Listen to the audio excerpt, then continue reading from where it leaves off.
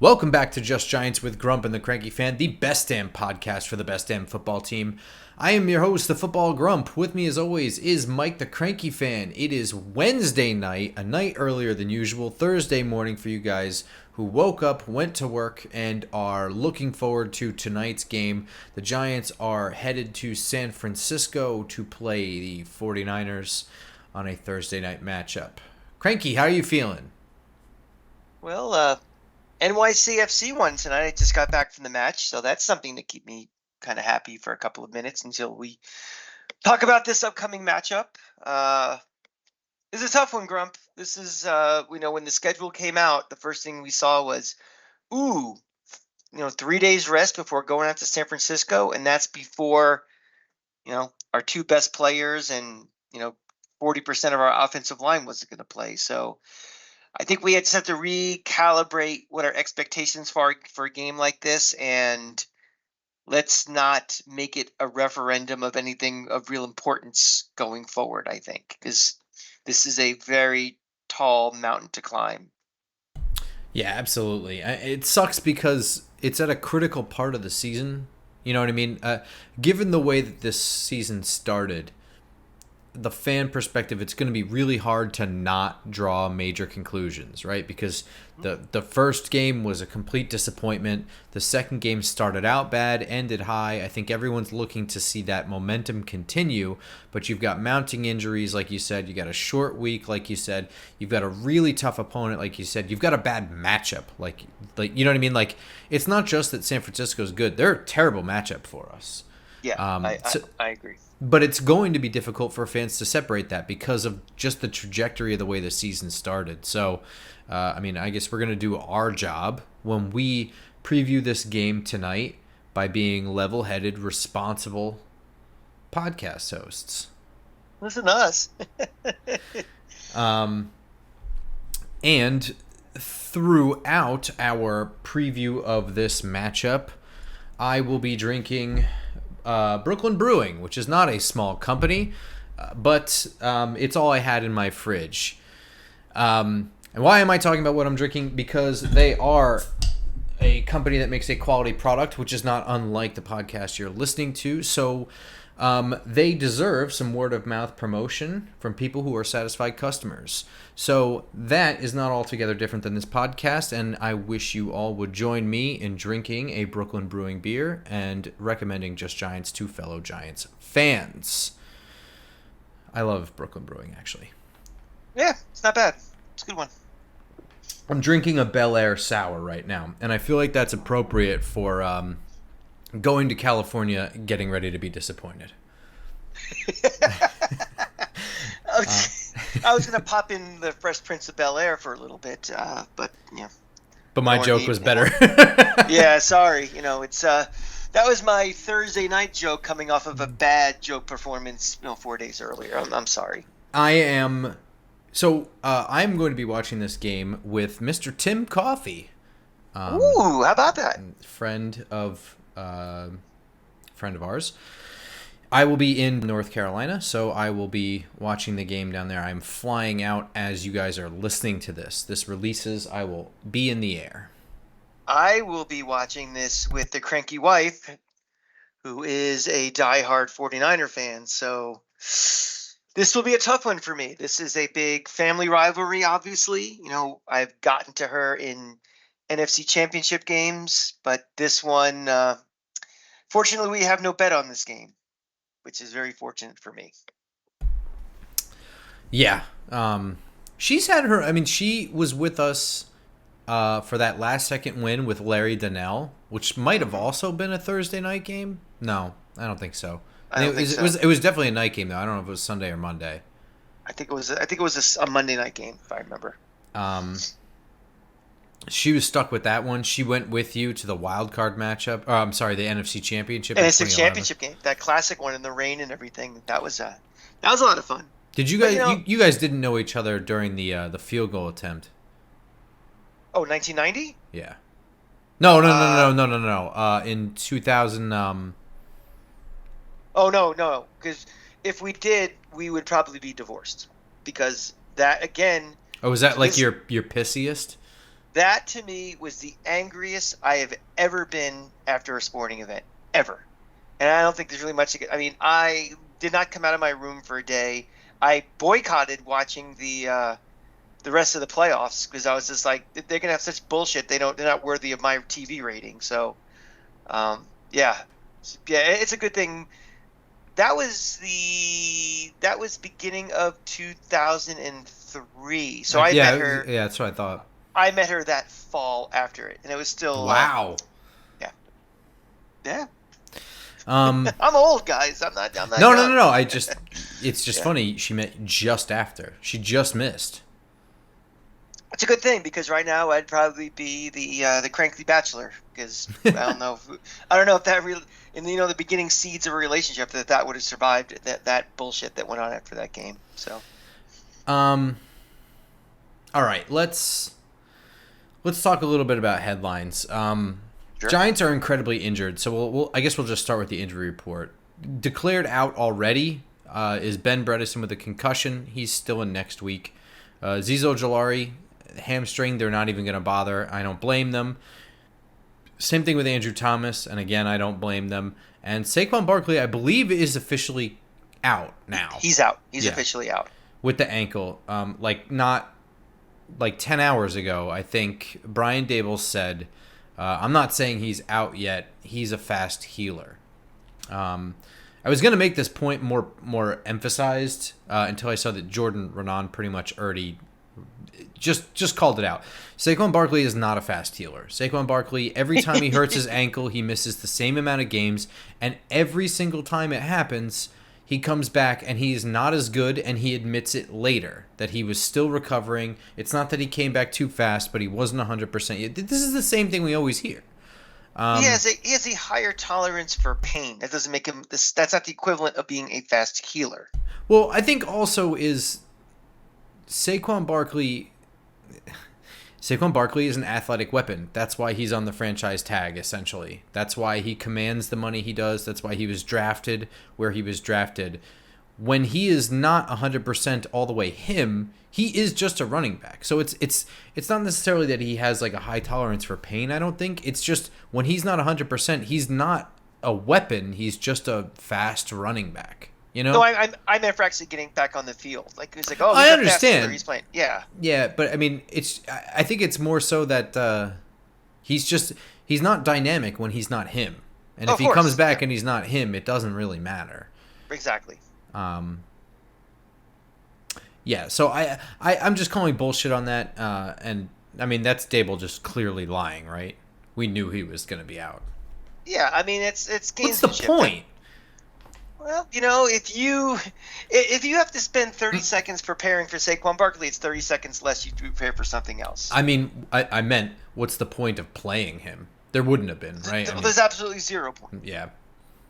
I mean, again, remember, even if he is still playing behind 40% of an offensive line that's out, it's not optimal. So why not? If he's not 100%, why risk it when you're not playing behind a line? It's close to 100%.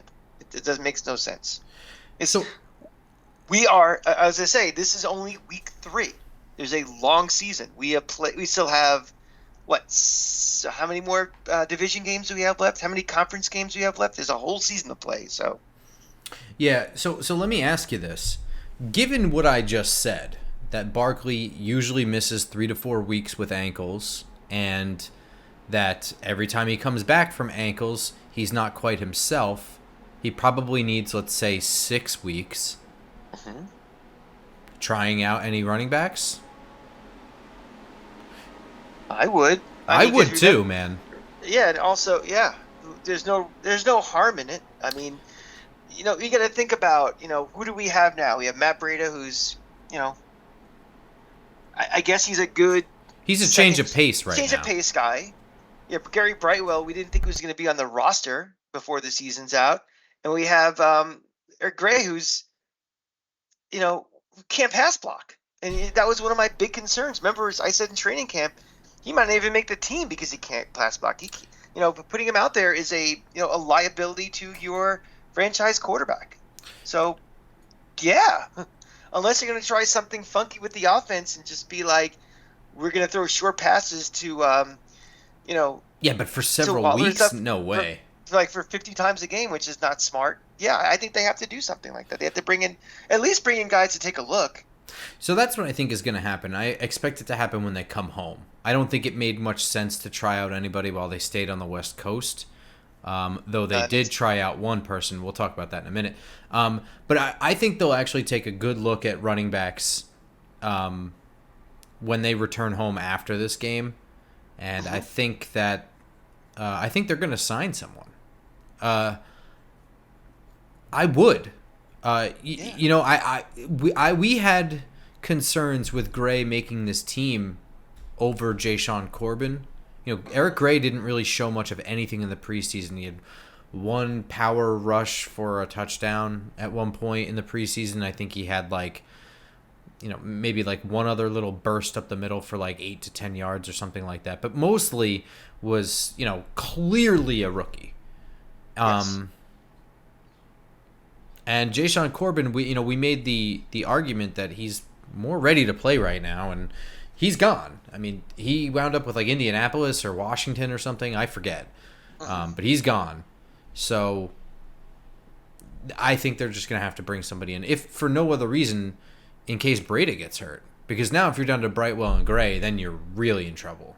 Yeah, exactly. Then you have to throw the ball like 50 times a game, and nobody wants to do that. No.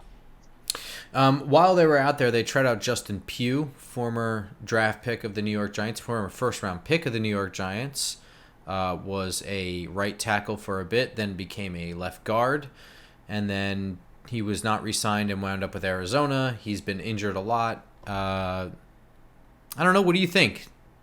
Do you think they sign him? I do not think they will. I think if his name is John Smith instead of Justin Pugh, this wouldn't even be something we'd be talking about. I think it's just, I know a lot of fans were actually clamoring, why don't they sign him? He's sitting around. When an offensive lineman is sitting around, that usually means he's not good. And I mean, I know we're kind of in a little bit of a pickle right now where we need bodies, but a guy that's just been sitting around, that is he in football shape? Is he ready to go? I don't know. That to me, I don't see him being signed personally. I'm not sure that I see him being signed yet. I think that working out guys is, you take notes at what you see. You take note of his physical or whatever he does medically. And I don't think they're ready to make a move with any of that yet. But I think that they are, I guess, dotting some I's, crossing some T's. I think it's, to me, it's like, they're kicking tires around. And I think they're doing due diligence for the future. They should be doing their due diligence because, again, we would be more upset that they just, kind of, well, let's roll the. Always be prepared, and always in the event something happens. And I just personally don't think that he would be the guy who's really going to make much of a difference of anything if you bring him in there. Yeah, I would agree with that. I think that it's not necessarily a reaction to a really bad concussion by Ben Bredeson, but I do think that it's a reaction to the concussion in a sense that they don't have really good depth. And, we've got guys hurt all along the line already. So this is sort of like, in the near future, if one more guy goes down, we're screwed. They know who they've already kicked tires on. They know how Justin Pugh is, etc. Yeah. As opposed to guys that they already had in camp that are still maybe available or something like that, or on the practice squad. That's all I think that is. I agree.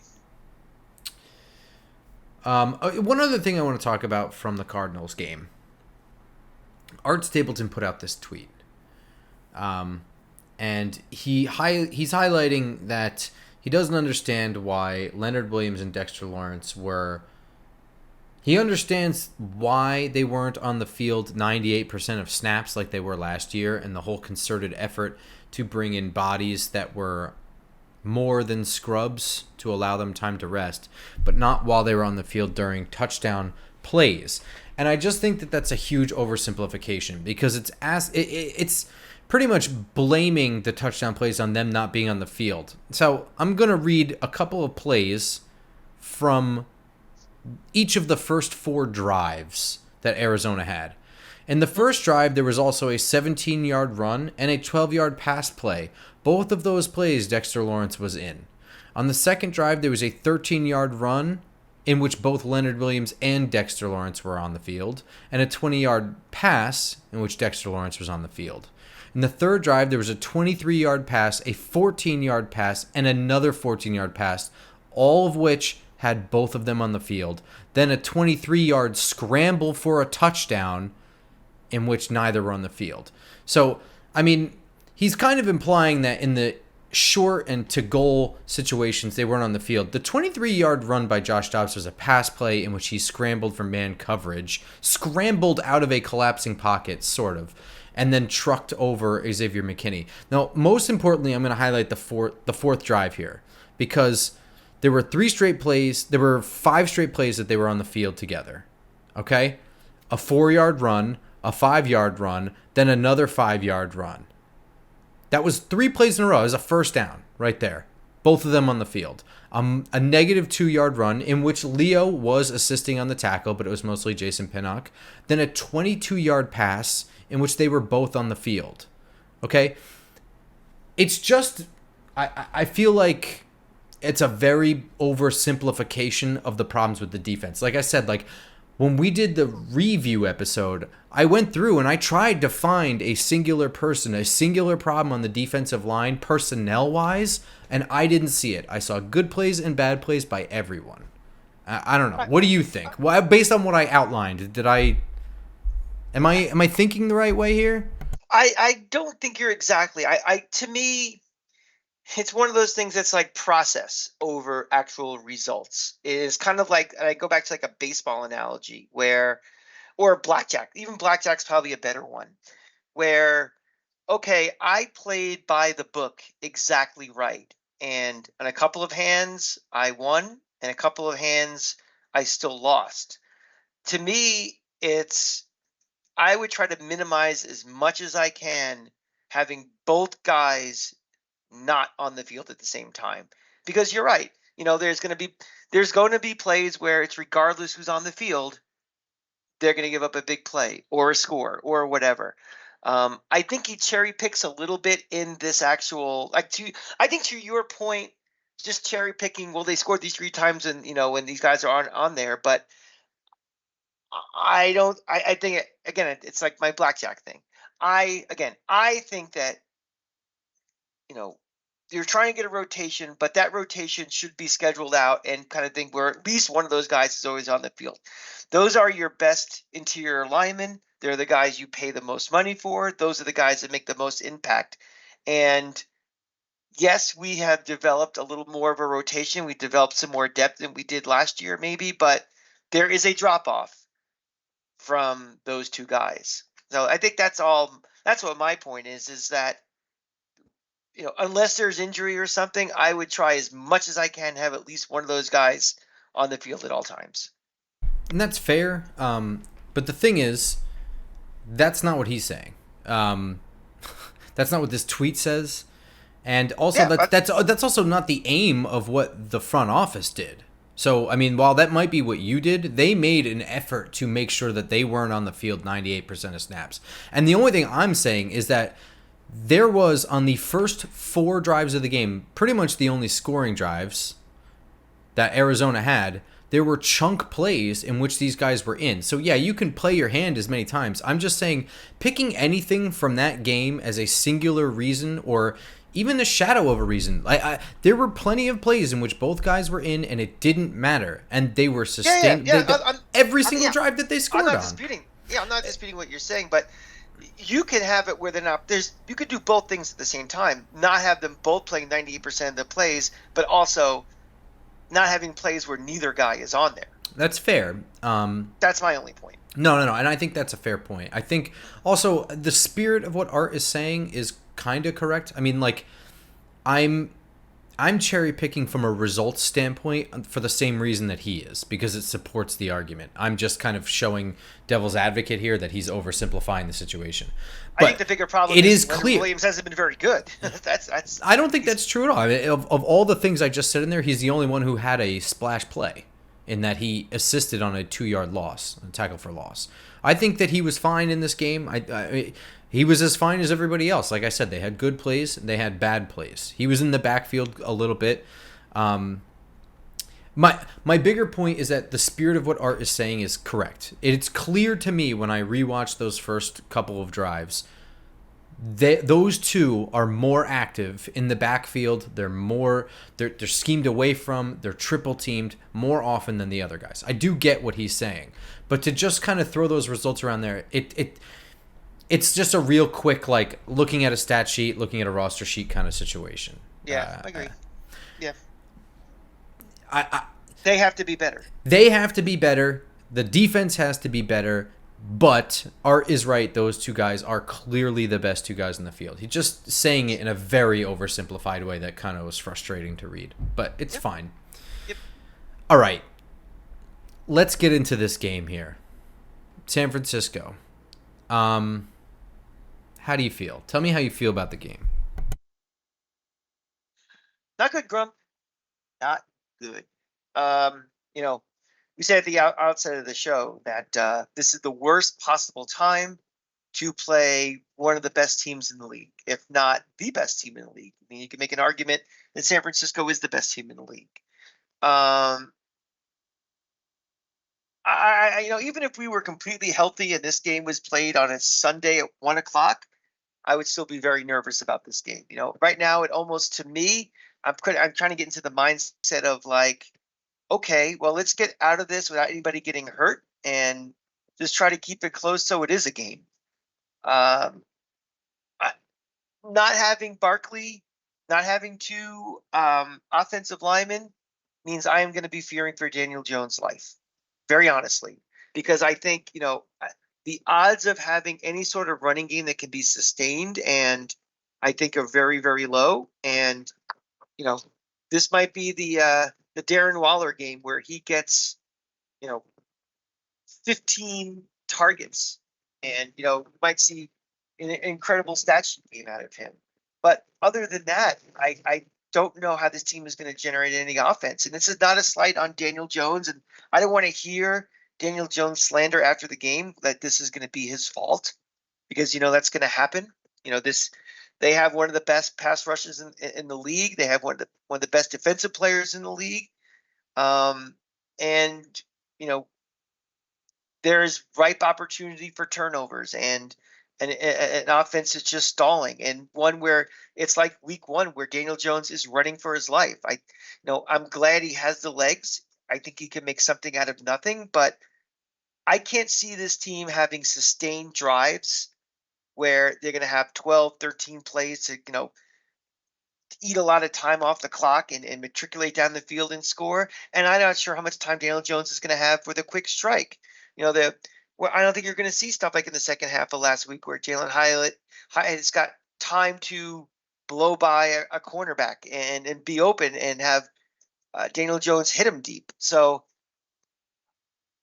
it's one of those games where you just try not to make mistakes and try not to beat yourself because they are probably going to beat you and beat you like a drum. Don't make it worse on yourself. Just try to play as sound as you can and close to the vest and just try to get out of there. We got people getting hurt. I'm going to be slightly more optimistic than that. Okay. I mean, I know as like a fan, I'm not expecting a win, and I'm not trying to do anything except get out of there without getting hurt. But as a coach, I'm not doing any of that. On offense, so that starting projected O-line is Zudu, Glowinski, John Michael Schmitz, McKeithen, and Neal, and that's pretty awful. We're operating without Barkley to generate a spark or break a tackle as well. So I guess from a run game standpoint, try to use some power running. Brightwell offers you kind of a different skill set than Barkley and Breda, and I think that you should use a 1-2 punch. I don't think Breda is really built to handle a full load. and I really wouldn't want to have Jones dropping back too often. I think also they have some really, really quick, fast off the ball interior defensive linemen with like Kinlaw and Hargrave, just because they're really fast off the ball. Maybe kind of take advantage of their eagerness by using trap blocks or something like that. Just get them to overcommit to something, think that they are beating a really bad O line. I think that's kind of, and if you can utilize Wandale, he's questionable for this game. I think that he offers you a run game element, even if it's just deception and orbit motion out of the backfield and stuff like that. As far as passing goes, don't be scared to drop deep and test deep. And I think that they should do it early, not necessarily for results, but for future Daniel Jones dropbacks. If you don't throw deep, everyone's going to sit on everything underneath, and they're going to pin their ears back. So when you do drop back, they're going to destroy Jones, make him run for his life, and they're going to pick everything off. So it's important, I think, to scheme up some good protection for him to, or get him out on a rollout and just throw deep. Make sure that they're covering deep, spreading the field out, and not just crowding around in the box. Let me ask you, go back to Wandale for a second. Yeah, go ahead. If he's doubtful for this game, but they decide game time decision, I think he's ready to go. Does it really make sense to have him in this game, or just to get another 10 days rest for him, and so we really get into the meat of the schedule where he's 100%? Yes, because A, he's not doubtful, he's questionable, and B, because he's not freshly injured, he is recovering from an injury that was almost a year ago. So I viewed this whole activation of him off the PUP list, despite being inactive for the first couple games, as a ramp up period for him to kind of like shake loose. So I don't expect him to play in a game at like 20 snaps or anything like that. But 8 to 10 to knock the rust off, I think, is important before throwing a full or a bigger workload at him. And I think it's also a smart time to do it because you have the long rest period afterwards. So he can work off some 8 to 10 snap rust, and then he can rest, let any, swelling or whatever go down. I don't think there's going to... beat writers have been saying that he looked ready last week, stuff like that. So I actually think that he might play. Okay. But I mean, handful of snaps, and just for that, shaking off the rust. Got you. Okay. Defensively, I don't know what to do. Contain McCaffrey is obviously the first objective, but I don't know how to do that if they can't defend the run. We just went on like a whole 20-minute thing about how we don't know how to help them stop the run. And more importantly is him in the receiving game. This has to get fixed. Open field tackling was terrible last week. It was god-awful. And if they have any hope of containing McCaffrey and not letting him just take every short pass 75 yards, they have to get hands on him and rally to the ball, because you're going to need a group effort to tackle him anyway. So they need to complete tackles on first contact. As far as Brock Purdy goes, he's a really great story, and I think that he has a lot of tools that make him a legitimate NFL starter, more than just a cool story. But he is still growing, and right now a lot of their stuff relies on perfect timing and good tight window throws, which he's good at. That's what he can do right now. So what they need to do is disrupt that timing. That is very important, and force him to operate off schedule, because that's where you're going to be able to exploit him for now. Down the line for Brock Purdy, he might be able to adjust that. He might be it. What do you think about like the long-term projection of Brock Purdy? I think in an offense like this, I think he can thrive and be pretty successful. He's a smart guy, makes good decisions, doesn't have to do too much. If he was just a free agent and he all of a sudden was signed to somewhere like, the Chargers, for example, or somewhere where they're trying to, air it out more, I'm not sure if he'd be the best fit for it. But for someone where you're leaning on a guy like McCaffrey, you have, the tight ends that they do, and they're just trying to, control the line of scrimmage and win that way. I think he's perfect for what they're trying to do. I think so too, but I think in the future he could still be like a Tom Brady type, where A lot of his stuff is, happening before the snap, and they're short passes that he's working through progressions Yeah. with your moneymaker big plays. I think I think what I think the San Francisco system allows him to grow into that potentially. I think that's a possibility for him. And I think also one of the biggest things that he's getting out of this is confidence. And I think you develop faster and maximize your potential when you have confidence. When you 100% are agree. when you're a Absolutely. when you're a quarterback, and he's getting that confidence because he's in a very successful system right now, and he's had personal success with it.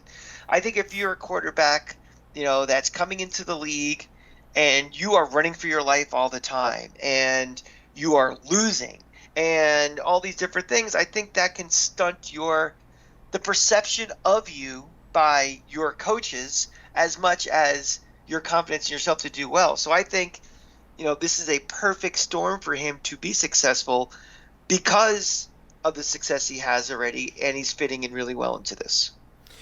Hit me with your prediction in this game. I predict by the fourth quarter, we will have moved from the couch to watching the fourth quarter in the bedroom. Cranky wife, brushing her teeth and washing her hair and getting ready for Friday at work because this game is out of reach. And me just sitting there in a catatonic state, just, upset. Uh, this is just, unfortunately, it's just, the perfect storm of not good things happening first Thursday. And the most important thing for me at this point is not, well, we lost like shit. It's, what can I parse out of this that is a victim of circumstance versus things I should genuinely be concerned about going forward? If Daniel Jones gets sacked 5 times and we have no running game, and it's because we have a patchwork offensive line and guys are getting, blasted that, in a perfect world wouldn't be playing, that's one thing. But if we see things that, look like there's systemic problems that are just beyond a scheduling quirk and this short-term batch of injuries, that's what I'm going to get nervous for. So I'm going to try to watch this game with the mindset almost that I'm watching a preseason game. I know the odds of us winning are very, very, very, very long. I'm going to try my best not to be super pissed off that we are losing. But I want to see a team that's fighting. I want to see more of the second half effort that we saw against Arizona as opposed to the turds we saw for the first 6 quarters. Um, as for a score prediction, it may not be as ugly as we think. We're not going to give up 1 billion points, I don't think. But I also think we're going to score much of anything either. I'm going to say we lose this game 31-10. I actually think that we come out and surprise, maybe even score first, depending on the opening kickoff and opening drives. But I think that we have something special up our sleeves for a quick strike. I think also that there's a chance we score defensively. I also think that this game is completely out of hand. You get the feeling it's getting out of hand right before halftime, and then it's totally out of hand. And I think this one ends 42-20. So, Yeah. and I think they'll definitely have a defensive score, or at What least a turnover that puts them inside the red zone already. What is the one thing you want to see though out of this game? Because I have something in mind that I want to see. What is the one thing you really want to see coming out of this?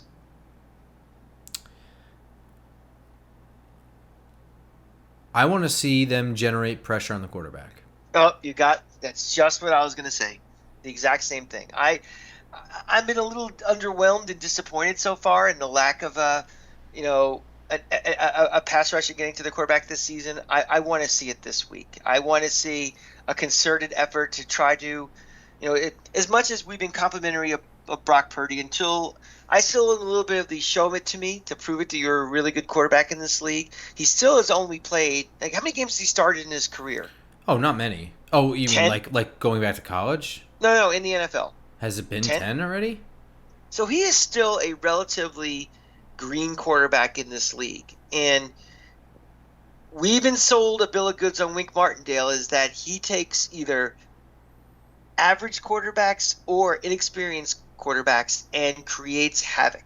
And I understand this is a really, really good team all around Brock Purdy, but he fits into that latter category of a relatively inexperienced quarterback. Let's make his life more difficult for him than he's expecting. You know, let's have Kayvon Thibodeau actually be a primetime player. We've been told that he plays when the lights are brightest and everything. Really haven't seen it much yet. I want to see it this week. I want to see improvement by guys like Leonard Williams this week. I want to see some exotic stuff. I mean, we got nothing to lose in this game. Let's try to at least, especially when the game is early, when it's still, you know, an outcome up in the air, try to force their hand. Try to create a quick score, because we're not going to be able to grind out long drives. It's going to have to be quick strikes and, you know, game-changing plays on defense. So go for it. I mean, you're Wink Martindale. Be aggressive.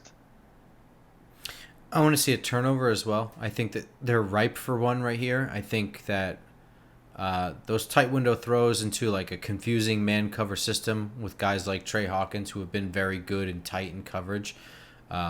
It's certainly possible in this game. I'd like to see it. Nevertheless, I still think this is a pretty bad loss that gets out of hand after halftime.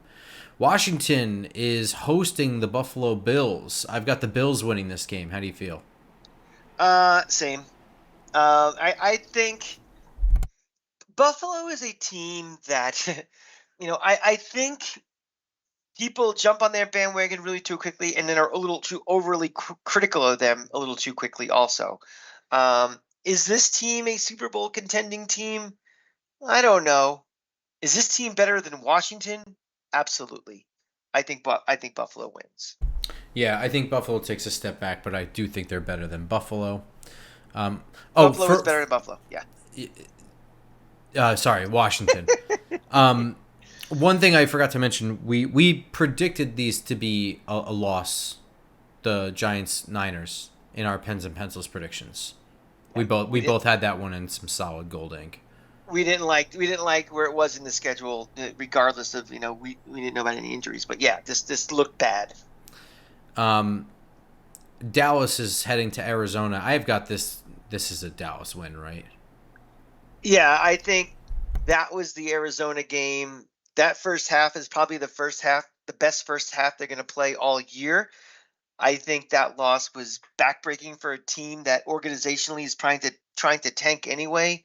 And I think that sapped a lot of life out of the players. Not that they're going to be tanking, but I think that was a devastating loss. And now you're facing – where is that game? Is that game in Dallas or in Arizona? Arizona, but it was – I agree with you. It was a gut punch to lose that game. And there'll probably be 50,000 Cowboy fans there too. So that would make it even more demoralizing. That would be a Cowboys win relatively easy for them. Yeah, I'm going to agree with that one. Philly at Tampa Bay. It's a good one. When I was in Vegas last month, I bet the under on Tampa Bay winning. I think it was 6.5 wins this year. I thought that you know, the last vestiges of the run with Brady would be swept away from this team. I thought this team would be awful. I thought they were still. You know, there were some believers from a team that I didn't think was any good anymore. And that still may be the case, but look at them. They're 2-0. And this league is about confidence. We've talked about confidence before with Brock Purdy. When you start winning, you start getting some confidence. Philly has not been Philly just yet this year. This is Monday night game? Yes. In Tampa. Mm-hmm. It doesn't matter. I think Philly gets their mojo back. I think they win. I've got Tampa winning this one. Ooh. This is prime Faker Mayfield. It's the beginning. There's not enough film on him in this offense. He's doing a lot of things where he's like escaping tackles and like sacks and throwing some. Mike Evans is playing out of his ass right now. Mm-hmm. I don't think he's pissed. Yeah. I don't think that this is built to last. It never is with Baker Mayfield. But this is prime Baker Mayfield's time. This is when he's at the very beginning of the season in a new system where nothing's expected of him. This is where he does the right shit. Their defense is still operating good under Todd Bowles. I know the Bears are a complete disaster right now, and Justin Fields' end to that game was fucking pathetic. But nevertheless, I think that Todd Bowles' system is very like turnover heavy. That two deep safety thing. They're right place, right time, big hits, timing, things like that. Philly right now is a little hurt. They haven't been quite Philly, like you said. It's Monday night. It's in Tampa. I just think that it's just timing. I don't think that Tampa's anywhere near Philly's league. I'm not trying to say that. I just think Philly hasn't had a good start. I think they can get upset by a lowly Baker Mayfield. I'm in a text group with a lot of my friends that are Buck fans from back down there, and Are they hopeful? They are cautiously optimistic about the Bucks. In that text group though, I said that Baker Mayfield is Ryan Fitzpatrick 2.0, where the first 4 games you have him, you think you have found a diamond in the rough, and then those next 4 games you are ready to dump his ass. So. Yeah, this kind of tracks. So, I just think that, Philly's too good to be in this malaise that they've been in for too long. I think they break out of their shell. I admit that it's kind of a bolder one. All right, so hey, yeah. That's going to do it for us. We will not be back until our normal time, Tuesday morning. Give it plenty of time to process. I will be active on Twitter in the interim, discussing the game, etc. I will just be unable to record an episode until our normal time because I will be away. But I will be heavily invested in breaking down this game afterwards, especially if it's a lot closer or a lot further away. If it's a total blowout and it's a disaster, I will be active on Twitter, bitching and moaning. And if it's really close, I will be active on Twitter, being pretty excited. Yes, I will be down in Gainesville again this weekend, also watching a couple of Rays games. So after this Thursday, I will, I'm sure I'll be bitching about something this weekend. So, I may make my triumphant return to Twitter this weekend. You never know. Just make sure you're following me at the Cranky Fan, and you never know what you might see in your feed. And at the football_Grump and at Just Giant Pod. And of course, be sure to subscribe and follow the account on iTunes, SoundCloud, Spotify, and of course YouTube. Until next week, let's go Giants. Go Giants.